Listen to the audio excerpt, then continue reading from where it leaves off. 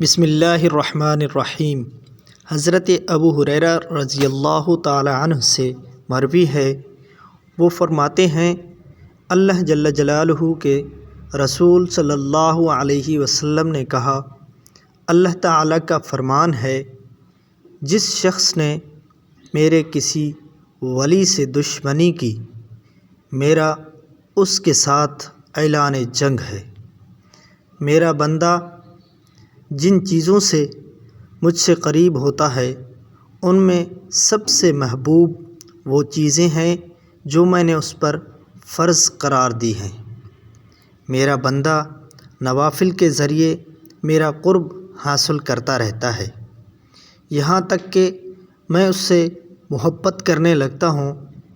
جب میں اس سے محبت کرنے لگتا ہوں تو پھر اس کے نتیجے میں اس کا کان بن جاتا ہوں جس سے وہ سنتا ہے، اس کی آنکھ بن جاتا ہوں جس سے وہ دیکھتا ہے، اس کا ہاتھ بن جاتا ہوں جس سے وہ پکڑتا ہے، اور اس کا پیر بن جاتا ہوں جس سے وہ چلتا ہے۔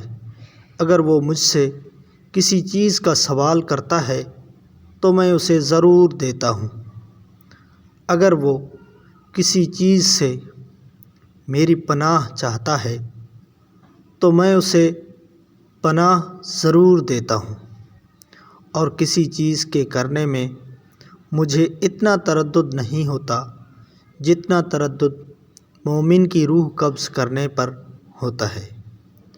جو موت کو ناپسند کرتا ہے اور مجھے اسے کسی ناگوار خاطر چیز میں ڈالنا ناپسند ہوتا ہے۔ اسے امام بخاری رحمۃ اللہ علیہ نے روایت کیا ہے۔ شرح: اللہ جل جلالہ کے نبی صلی اللہ علیہ وسلم نے اس حدیث قدسی میں بتایا کہ اللہ عز و جل نے فرمایا، جس نے میری اولیاء میں سے کسی ولی کو اذیت دی، ناراض کیا اور بغض رکھا، اس کے ساتھ میری جانب سے اعلان عداوت ہے۔ مزید اسلامک ویڈیوز، اسلامک کنٹینٹ کے لیے چینل کو ضرور سبسکرائب کریں۔